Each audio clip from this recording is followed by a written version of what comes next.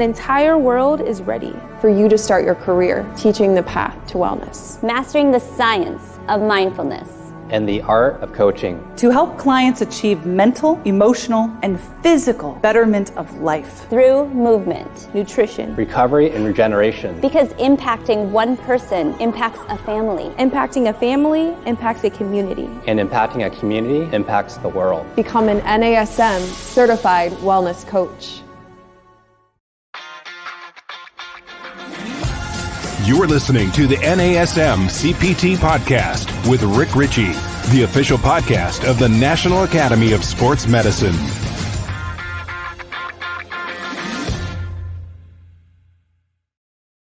Hey, y'all, and welcome to the NASM-CPT Podcast. My name is Rick Richey, and today I have a guest, and I'm very, very excited about this guest because I'm a big fan of his. Now, he doesn't know me, but I've been listening to his podcast for a while.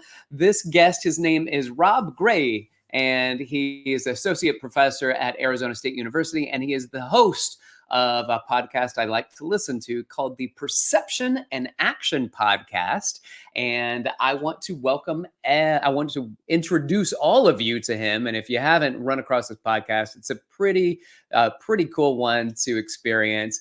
Welcome, my guest, Rob Gray. How's it going, man? Thanks, Rick. Thank you. It's good. Thanks for having me.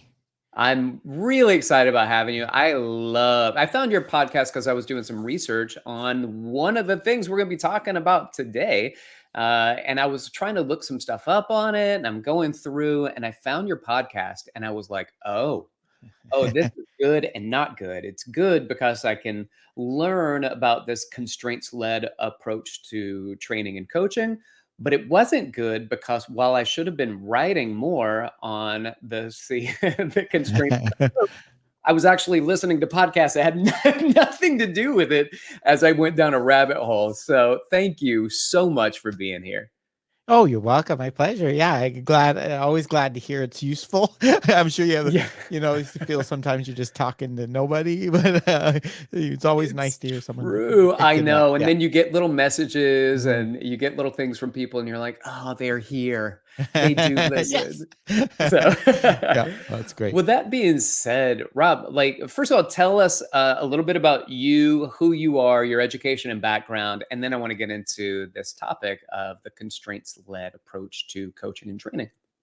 Yeah, so I'm from Canada originally. I have my background. I did kind of a traditional academic degree, PhD in kind of experimental psychology, and my focus was on vision. How we use visual information to control our actions, and I've kind of gone from that to really performance psychology. So I from that got a faculty job at ASU, and then I've really had, along with kind of to develop the theory of how people control and acquire skill. I've really been interested in being on the applied side of things. So I've done things like I've worked with Nissan, the car company, and doing some of the technology for automated driving and driver assistance. I've worked with the Air Force, working with pilot testing and evaluation. And then, more as I got in my career, I've gotten able to do what I really want to do all along, is really focus on sports performance. So I do a lot of consulting with teams and coach education in sports like baseball and golf and soccer. Okay. All right. Yeah. So I'm going to pepper you with some questions as we start to get to that then, because I'm sure at ASU, you've had the opportunity to work with your own students and with sports programs there, being able to do consulting work with other people and other, D1 schools and some of the professional teams that are out there. I'm interested in this idea of a constraints-led approach to training. And there's something about this constraints-led approach that is interesting. But I guess, first of all, we need to talk about what we're talking about. So what is a constraint, and what is a constraints-led approach? Yeah, so the idea of a constraint is, so the idea starts with, that it kind of rejecting the idea that there's one correct technique for movement, right? The idea that to perform a skill, there's actually multiple ways we can do it. Like I can serve a volleyball, underhand, overhand, jump serve, use a different amounts of elbow, wrist, so on.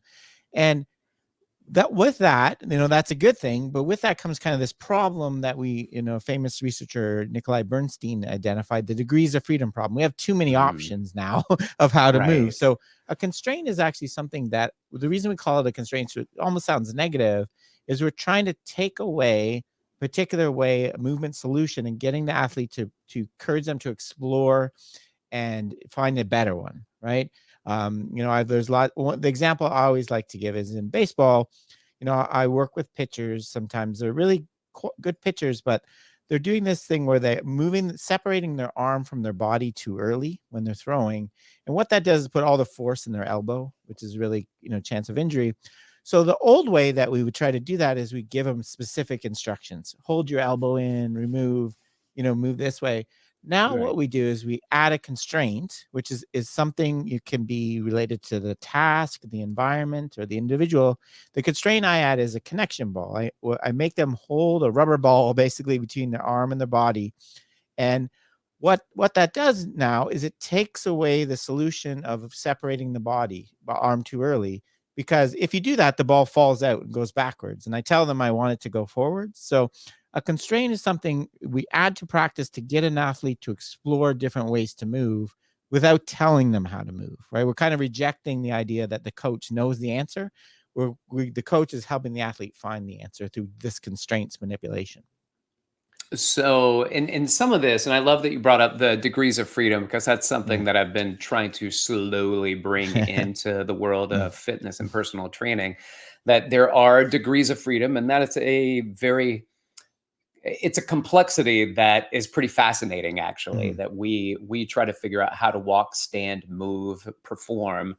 And we have all of these options and we need to control them. We need to, in many ways, limit the options so that we can move certain ways. And we can do that with speed or agility or whatever that we're trying to accomplish. Now, and create this kind of coordination. Now, what this is, instead of somebody telling you this is how you're supposed to do it, there's an idea that you as an athlete or as an individual can figure it out, right? So that you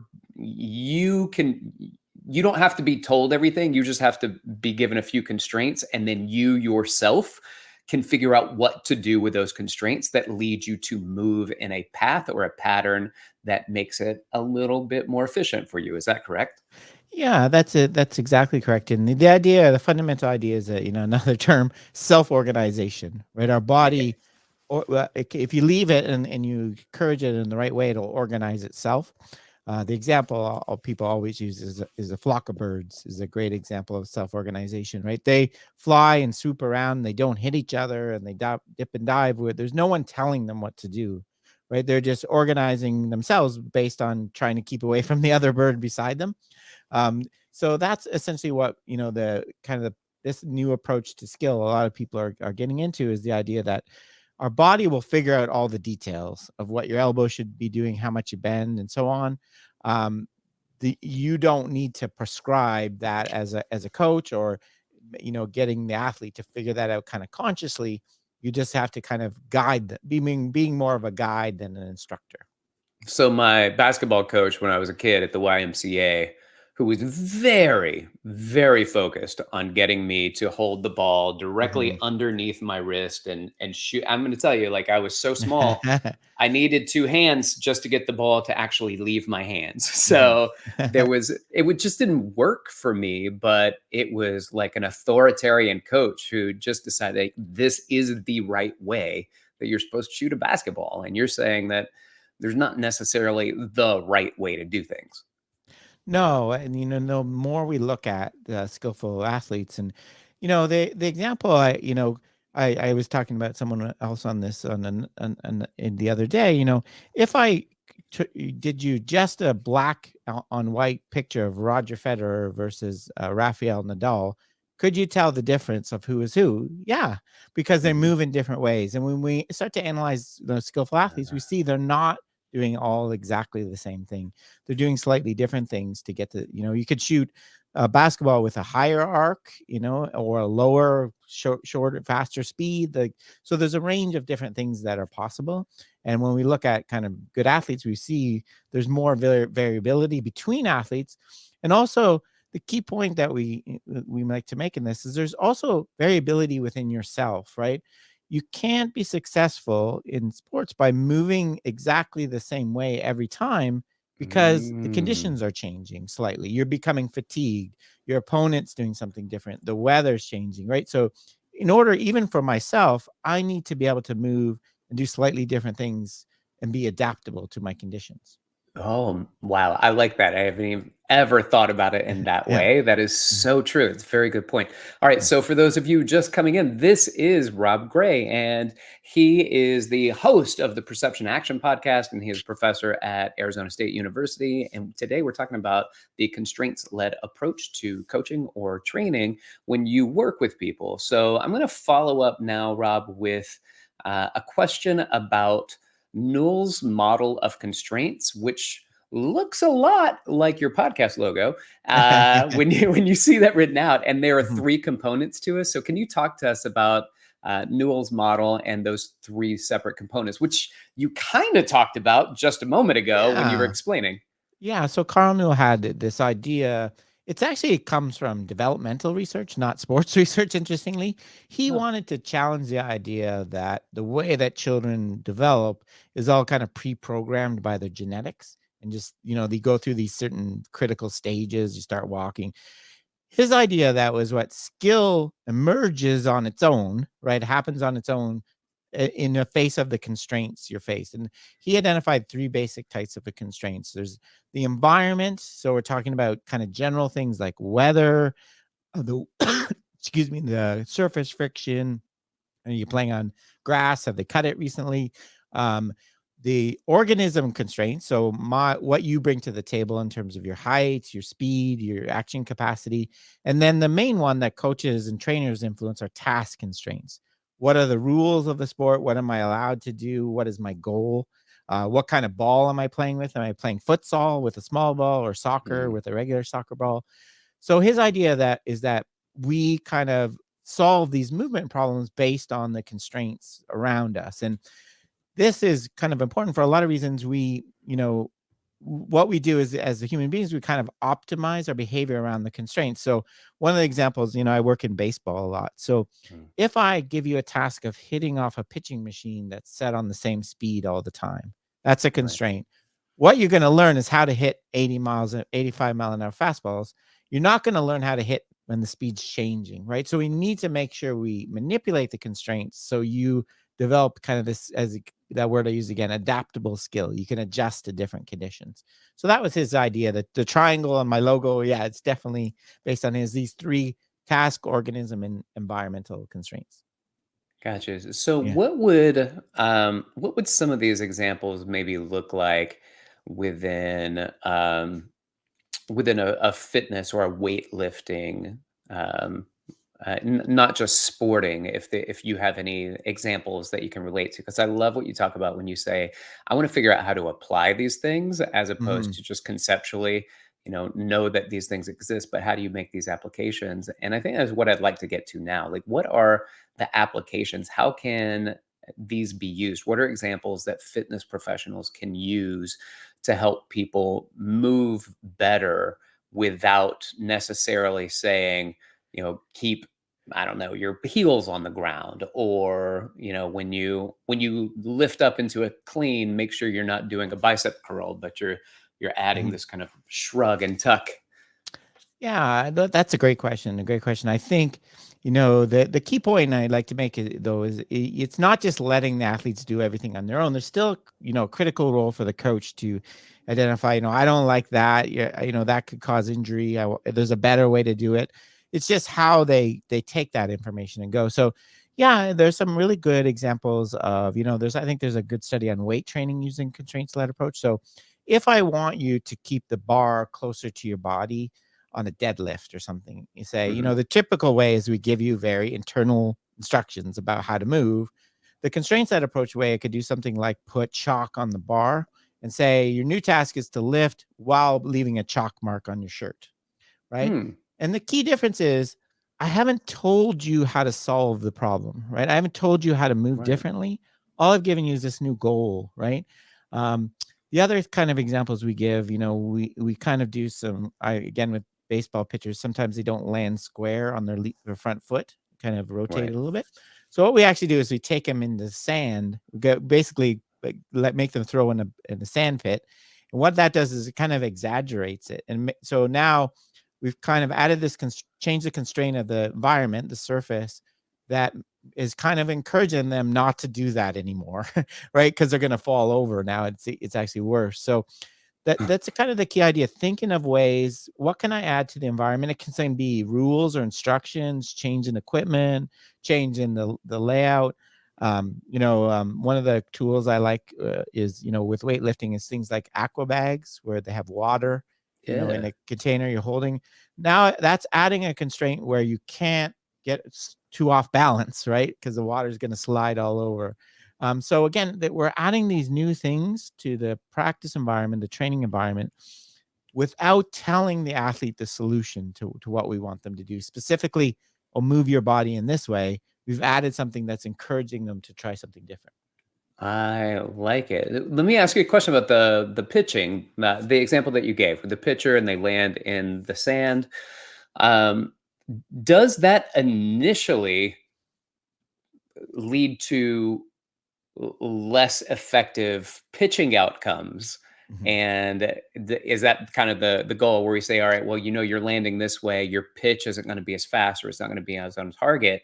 Your job is to land this way and still make sure that you can throw a fastball or, pick your corners in the strike zone. Yeah, that's an excellent point, Rick. Something I like to emphasize, the expression I used to like to use from learning is messy, right? In order to learn, you need to make mistakes and look bad, right? A lot of the training and coach practice we do is performing, right? We're doing everything perfectly and right and everything at the same time. That's not when you get better, right? That gives you confidence and there's still place for that. But if we want you to learn something new, it's going to require you doing it completely wrong for a while. And then you're like, okay, what can I do differently to make this work? Get this ball going forward, get the pitch going forward, and me not falling over. I got to do something differently. So that's exactly the idea. We need to get you to, there's information you get from making mistakes that help you get better. Now, do you preface that with the athlete prior to going into it? Do you tell them, like, hey, you're not going to throw strikes every time when we do this little, sand land mechanics, and then talk them through this same thing? Like, it's not going to be perfect and it's going to take some time. This is, one step back to go 2 steps forward, but we're going forward. Stop focusing on, make sure you're not focusing on what's going wrong, but only focus your primary attention on the landing of the foot. And then we'll resolve how the ball leaves the arm and then where it goes. I mean, and are these the conversations we need to have with our clients when we're working with them and we have to make the bar lighter, we have to slow down movement, those kind of things? Yeah, for sure. That's really a critical point. I agree. We have to, especially like in the team sports I work with, sometimes I think athletes, especially younger ones, think there's always a scout sitting in the stands, right? So they're afraid to look bad sometimes. Yeah. So we need to set this stage. You're right. This is a really hard activity. You're going to make mistakes. You're going to fail. That's what we want, right? So I agree. And same with, in the gym, you're really going to struggle doing this. And that's the whole point of it. So yeah, I think we do need to have that.